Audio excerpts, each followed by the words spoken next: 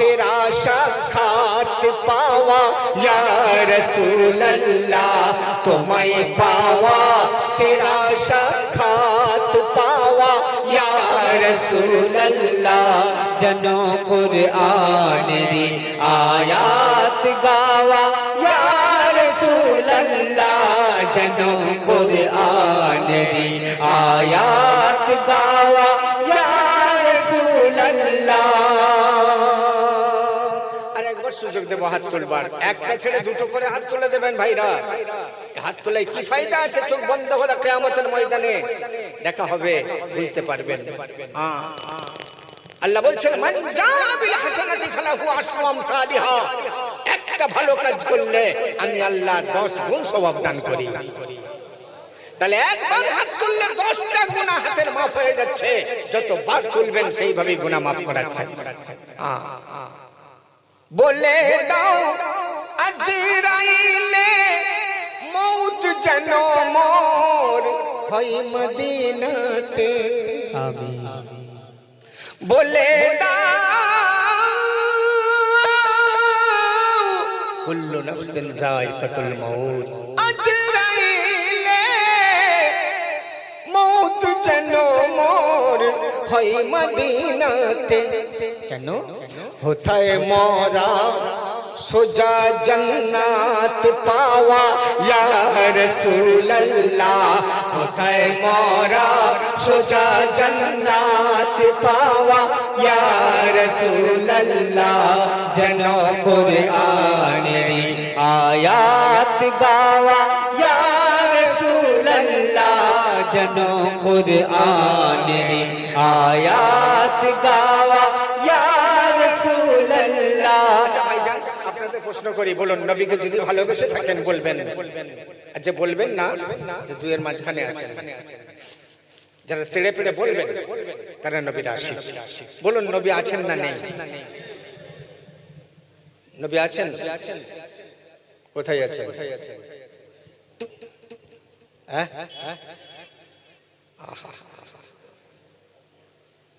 আছো তুমি বললে আমি নাকি হয় শেরে কবিদাত।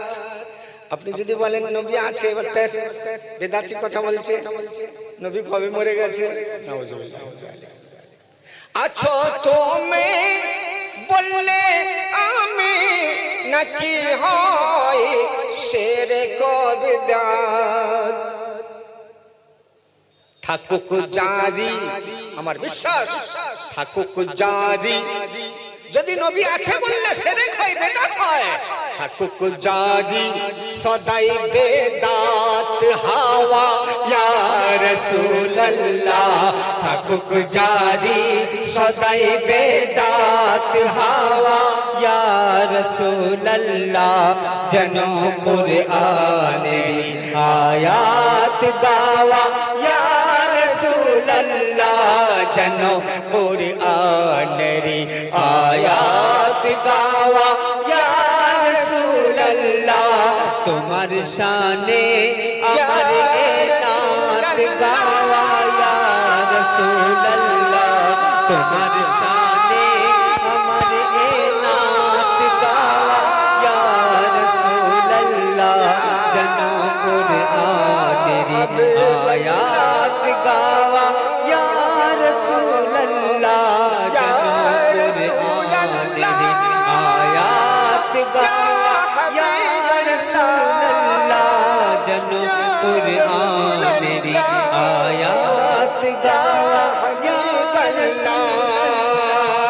ইয়া রাসূল আল্লাহ ইয়া হাবিবাল্লাহ ইয়া রাসূল আল্লাহ ইয়া হাবিবাল্লাহ। আমরা মাহফিলের ওযু করিয়ে নিলাম, এটা মাহফিলের ওযু হলো। এই মাহফিলকে আল্লাহ পাক কবুল করে নিন, বলি আমিন। কবুলিয়াত মাহফিলের শ্রোতাদের আর কোনো চিন্তা থাকবে না। যদি একটুখানি আমরা এই মাহফিলটাকে কবুল করিয়ে নিতে পারি আল্লাহর কাছে কেঁদে কেটে, আখিরি মোনাজাতে তাই হবে ইনশাআল্লাহ। তো আমাদের জীবন সার্থক হয়ে যাবে। ওই কবুলিয়াত মাহফিলে কারা কারা ছিল রে? হাসরের ময়দানে তাদেরকে সোজা আল্লাহ পাক জান্নাতে যাওয়ার নির্দেশ দেবেন। তাহলে কত বড় সৌভাগ্য আজ শিমুলদার এই জলসার শ্রোতামণ্ডলী। আর যারা মেলায় ঘুরছে এরা সব মিথ্যাবাদ। যারা যারা এখনো মেলায় ঘুরছে, দোকানদানিতে ব্যস্ত আছে, সব কজন মিথ্যাবাদ। আর মিথ্যা হচ্ছে সব গুনার মা। যদি মানে আসলাম হয়ে আপনি সব মিথ্যাবাদ বললেন কেন? আরে বাড়ি থেকে এসেছে, বউ বলেছে কোথায় যাচ্ছ? বলে শিমুলদার জলসায়। বোন জিজ্ঞেস করেছে দাদা কোথায় যাচ্ছ? বলে শিমুলদার জলসায়। মা জিজ্ঞেস করেছে বাবা কোথায় যাচ্ছিস রে? শিমুলদার জলসায়। আর এখানে যে জলসার ভিতরে না বসে মেলায় ঘুরছে, মিথ্যা হচ্ছে না? তাহলে মিথ্যাবাদ কিনা?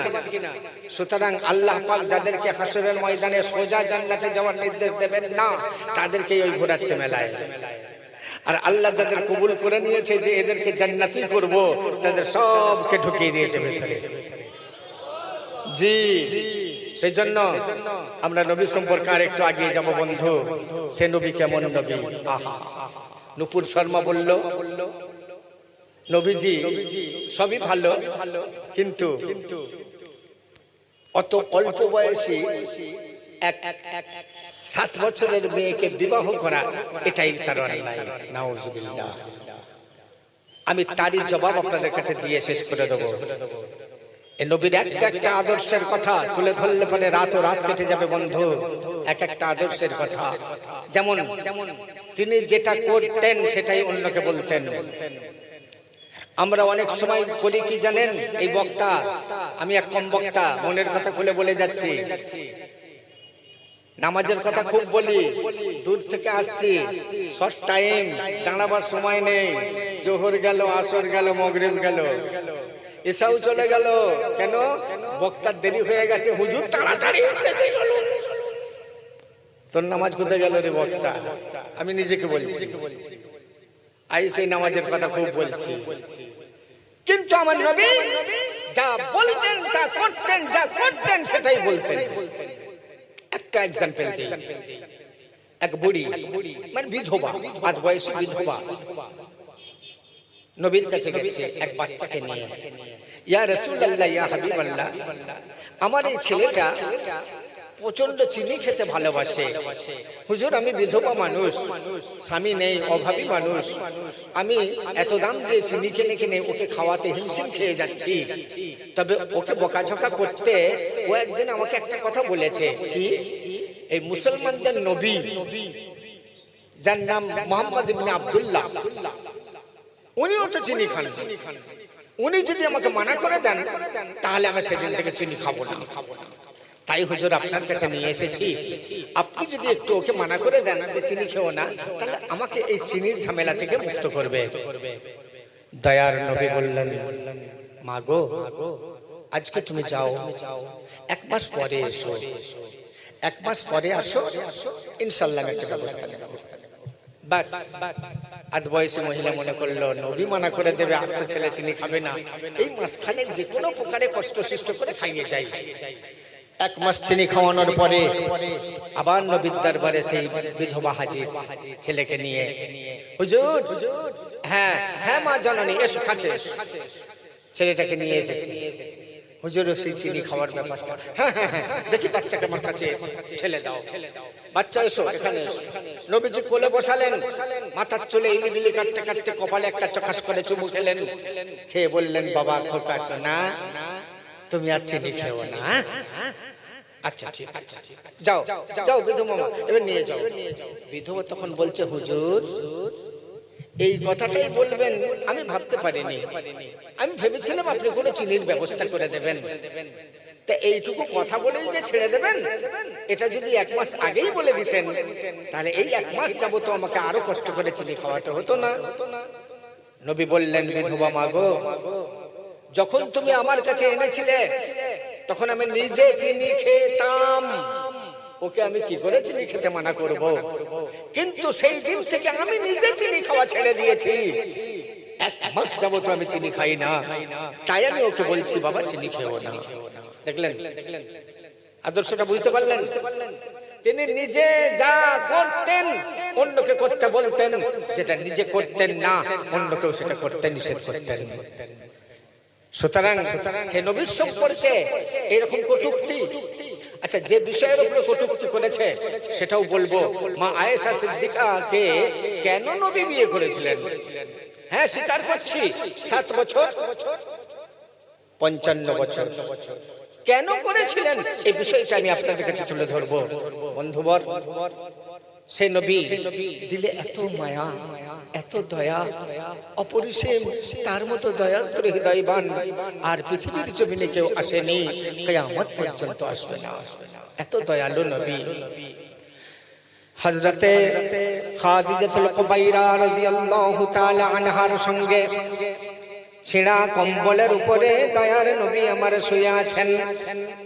রাত্রি যখন গভীর হলো রে, আস্তে আস্তে দয়ার নবী উঠে পড়লেন খাদিজার পাশ থেকে। মা খাদিজাতুল কুবাইরা রাদিয়াল্লাহু তাআলা আনহা কেমন ছিলেন তার বিষয়ে একটু বলি। মা খাদিজাতুল কুবাইরা আরবের বুকে সবথেকে ধনী ছিলেন মহিলাদের মধ্যে। এই খাদিজা বিশ্ব নবীকে বিবাহের প্রস্তাব দিলেন যখন নাকি খাদিজার বয়স 40 বছর, আমার বিশ্ব নবীর বয়স 25 বছর। কে আছো যুবক?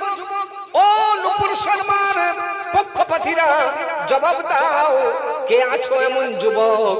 কোন ধর্মের মধ্যে তুমি বিরাজ করছো সেটা ব্যাপার নয়, বিবাহ সামাজিক কাজ সবাই করে। ও যুবক জবাব দাও, কে আছো গো? 25 বছরের যুবক 40 বছরের খাদিজাকে বিয়ে করবে, এই 40 বছর বয়স্কা রমণীকে বিয়ে করতে কে প্রস্তুত আছো? একটাও পাওয়া যাবে না। তার মধ্যে এক কোণ থেকে একজন বলবে হ্যাঁ হ্যাঁ করা যায়, যদি তার অনেক ধন সম্পত্তি থাকে তাহলে করা যায়।